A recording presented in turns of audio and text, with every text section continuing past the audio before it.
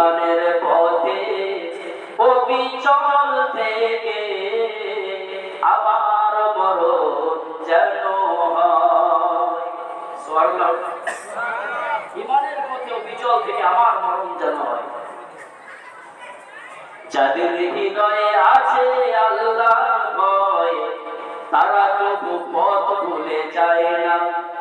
যাদের হৃদয়ে আছে আল্লাহর ভয় তারা তবু পথ ভুলে যায় না। রাতের আধারে যারা সেজদাতে রয় দু চোখের অশ্রুতে নবী যেন বয়।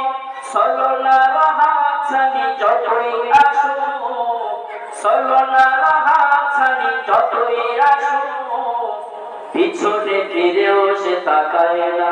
যাদের হৃদয়ে আছে আল্লাহর ভয় তারা কবু পথ ভুলে যায় না। সুবহানাল্লাহ।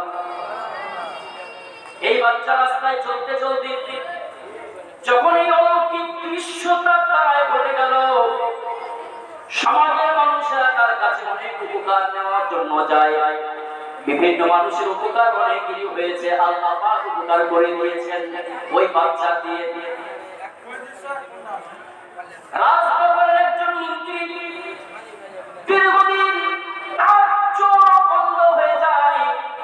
চোখ বন্ধ হয়ে যাওয়ার কারণে রাষ্ট্রের কাজ করতে পারে না, খাতা কলমের কাজ করতে পারে না। হঠাৎ করে ওই বাচ্চার সন্ধান পেয়ে গেল। ওই মন্ত্রী হাঁটতে হাঁটতে মানুষের সহযোগিতা নিয়ে তার বাড়িতে পৌঁছে গেল। বাড়িতে যে বলছে, বাচ্চা তোমার নাকি এত খ্যাতি যশ আছে, তুমি নাকি মানুষের চোখ ফিরিয়ে দিতে পারো, কুষ্ঠ ব্যাধিগ্রস্ত ব্যক্তিকে নাকি কুষ্ঠ রোগ ভালো করে দিতে পারো, সে ব্যক্তিকে নাকি তুমি ভালো করে দিতে পারো। বাচ্চা তখন ওই মন্ত্রীকে লক্ষ্য করে বললেন, আপনি আপনার কথা পরিবর্তন করুন, রোগ মুক্তির মালিক একমাত্র আল্লাহ রাব্বুল আলামিন। আমাদের মালিক কে?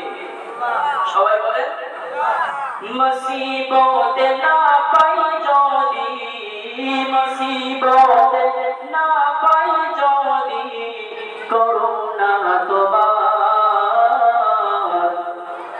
কবরে হাসরে কি হবে আমার। মুসিবতে না পাই যদি, মুসিবতে না পাই যদি করুণা তোমার, কবরে হাসরে কি হবে আমার। তুমি তো দিয়েছো দেখিয়ে আলোর পথ, বলেছো সে পথে মিলবে রহমত। কেন যে ভুল পথে আমি, কেন যে ভুল পথে আমি করলাম জীবন পার, কবরে হাসরে কি হবে আমার, কবরে হাসরে কি হবে আমার। কবরে হাসরে মিজানে সিরাতে এই দুনিয়াতে সব জায়গায় বিপদ থেকে উদ্ধার করার মালিককে সবাই বিশ্বাস করেন? এটা ঈমান, কিন্তু মনে রাখবেন এই জায়গা থেকে কিঞ্চিত পরিমাণে নড়া যাবে না। যদি তাতে আপনার মৃত্যু হয়, লা তুশরিক বিল্লাহ, আল্লাহর সঙ্গে শরীক স্থাপন করা যাবে না।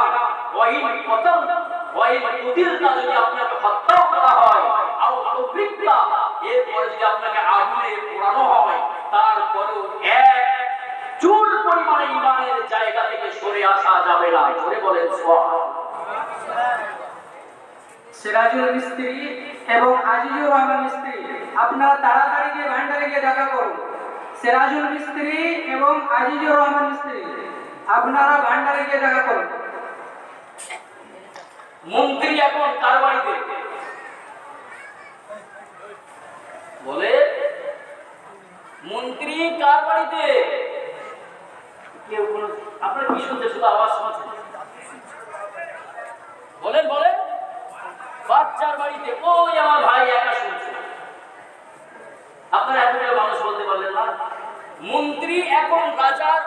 ওই যে বাচ্চা তৈরি করা জাদুকর, জাদু শিক্ষায় যে বাচ্চাকে পারদর্শিতা করানো হচ্ছিল, ওই বাচ্চার বাড়িতে গিয়ে হাজির, বাবা তুমি নাকি অন্ধ ব্যক্তির চোখ ফিরিয়ে দিতে পারো। বাচ্চা তখন ইমান সামনে রেখে তখন বলছে, মন্ত্রী সাহেব আপনার কথা পরিবর্তন করুন। এই পৃথিবীর মালিক যিনি, ওটা আসমান জমিনের মালিক যিনি, তিনি একমাত্র ফিরিয়ে দেওয়ার মালিক, চক্ষু ফিরিয়ে দেওয়ার মালিক আমি নই। জোরে জোরে যখন এই কথা বলেছেন, বলার পরে রাজা মন্ত্রী বলছে, আমি তো জানি বাদশা জুনওয়াস সে আমাদের মালিক, সে আমাদের রব, সে আমাদের পরিচালনা করছে, আবার তুমি কার সন্ধান দিচ্ছ? এই বাচ্চাটি তখন ইমানের দাবি নিয়ে ওই মন্ত্রীর সামনে তখন উঁচু কণ্ঠে বলে দিলেন, আমি এক আল্লাহকে বিশ্বাস করেছি, সকাল হয় যে আল্লাহর ইশারায়, সূর্য ডুবে যায় সেই আল্লাহর ইশারায়, একটু জোরে বলে আমি আমার মনে আন্তরিক প্রাণে বিশ্বাস করেছি এই গোটা পৃথিবীর মালিক তিনি আমাকে দেখছেন, আপনাকেও দেখছেন, বাদশা জুনওয়াসকেও দেখছেন, তিনি হলেন আল্লাহ রাব্বুল আলামিন। তিনি কুষ্ঠব্যাধিগ্রস্ত ব্যক্তিকে ভালো করতে পারেন, অন্ধ ব্যক্তিকে তিনি আবার চক্ষু ফিরিয়ে দিতে পারেন।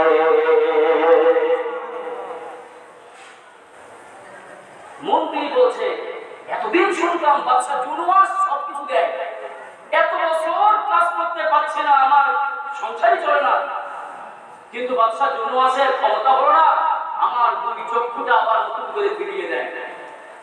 তা তুমি যে আল্লাহর কথা বলছো, ওই আল্লাহ মানলে পরে চক্ষু ফিরে পাওয়া যাবে? বাচ্চা তখন বলে, ওই আল্লাহর উপরে আপনি ঈমান আনুন, ওই আল্লাহ আপনার দেখভালের দায়িত্ব নিয়েছেন, মৃত্যু পর্যন্ত আপনার সব দায়িত্ব সেই আল্লাহর কাছে আছে। আপনি কিভাবে চলবেন, কিভাবে হাঁটবেন, কতটা খাবেন, কতদিন বাঁচবেন, সব নিয়ন্ত্রণ করছেন আমার আল্লাহ। আমাকেও নিয়ন্ত্রণ করছেন, বাদশা জুনওয়াসকেও নিয়ন্ত্রণ করছেন, আপনি তার উপরে ঈমান আনেন। কথাটা বলা কি খুব সহজ? সবাই বলেন খুব সহজ? খুব কঠিন। ঈমানদার দেখলেই পরে হত্যা করা হয়, ঈমানদার দেখলেই পরে আগুন দিয়ে পুড়িয়ে দেওয়া হয়। সেই বাদশা জুনওয়াসের মন্ত্রীর সামনে বুক ফুলিয়ে বীর বাহাদুরের মতো বলছে, আমি যে আল্লাহর উপরে ঈমান এনেছি, আপনি ওই আল্লাহর উপরে ঈমান আনেন। তিনি বাদশা জুনওয়াসকেও কন্ট্রোল করছেন। একটু জোরে বলুন না সুবহানাল্লাহ। একথা বলার পরে মন্ত্রী দেখছে যে এতদিন তো ওর উপরে ভরসা করেছিলাম, আমার চোখ ফিরে পেলাম না, তো এখন আমার চোখটা ফিরে পাওয়া দরকার। মন্ত্রী তখন ওই বাচ্চার কাছে হাতে হাত দিয়ে হোক আর যে কোনো প্রকারে হোক ঈমান এনে মুসলমানদের অন্তর্ভুক্ত হয়ে গেলেন। এই বাচ্চার সম্মান কদর মর্যাদা অনেক বেশি। আল্লাহ পাক এমনি করে কোরআন শরীফের ভিতরে সূরা হামিম সাজদার ভিতরে বলেছেন, রব্বুল আলামিন পরিষ্কার করে বলে দিয়েছেন, ওমান আহসানু কাওলাম মিম্মান দাআ ইলাল্লাহ ওয়া আমিলা সালিহান ওয়া ক্বালা ইন্নানি মিনাল মুসলিমিন। সুবহানাল্লাহ। সেই ব্যক্তির থেকে উত্তম আর কে হতে পারে, যে ব্যক্তি মানুষকে ঈমানের কথা শোনায়, মানুষকে ইসলামের দিকে আহ্বান করে, তার থেকে উত্তম ব্যক্তি আর কে হতে পারে? অর্থাৎ এই বাচ্চাটা ওই পিরিয়ডের সব থেকে উত্তম ব্যক্তি। একটু জোরে বলেন সব থেকে ভালো। বাদশা জুনওয়াসের এই মন্ত্রী যখন রবকে মেনে নিয়ে ঈমান আনলেন, ঈমান আনার পর পরের দিন বাদশা জুনওয়াসের মন্ত্রী সবাই গিয়েছে কাজ করার জন্য। বাদশা জুনওয়াস তাকিয়ে থেকে বলছে, কি ব্যাপার মন্ত্রী, তোমার চোখটা ফিরে এসেছে, কোথা থেকে, কিভাবে তোমার চোখ ফিরে পেলে? বাদশা জুনওয়াসের মন্ত্রী, ঈমান কারে বলে, ঈমান কারে বলে, ভালো করে শুনেন। বাদশা জুনওয়াসের মন্ত্রী ঈমানের বলে বলিয়ান হয়ে জুনওয়াসের সামনে মন্ত্রী সবার ভিতরে ঘোষণা দিয়ে দিলেন, আমার চোখ ফিরিয়ে দিয়েছেন আমার আল্লাহ। এই কথা বলা মনে হয় খুব সহজ ছিল না? সহজ ছিল? কঠিন ছিল। কিন্তু তারপরও সে ঈমানের দায়িত্ব পালন করেছে। যখনই বললেন, বলার পরে বাদশা জুনওয়াস তাকে জানতে চাইলেন, কি ব্যাপার, তুমি কোথা থেকে তাওহীদের জ্ঞান শিক্ষা অর্জন করেছো? অগাত্তার এই বাচ্চার নাম কি? এই বাদশা জুনওয়াসের মন্ত্রী তার সামনে বলে দিল, আপনার তৈরি করা যে ছাত্র, মনে আছে? আপনার তৈরি করা যে ছাত্র, ওই ছাত্রের কাছ থেকে তাওহীদের একত্ববাদের ঘোষণা আমি পেয়েছি।